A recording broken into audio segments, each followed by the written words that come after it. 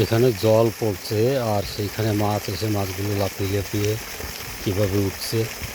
একটা দুটো তো একদম শুকনো চলে এসছে উঠে।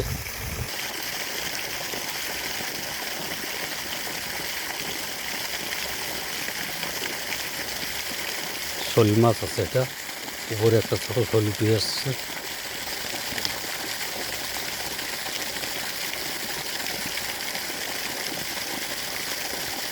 এটা আসছে কাতলা মাছ।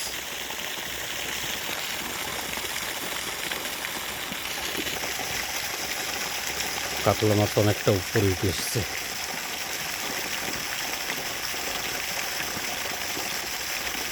জলের স্রোত পাচ্ছে, এই জন্য এরা জলের ওজনটাই সবসময় আসে।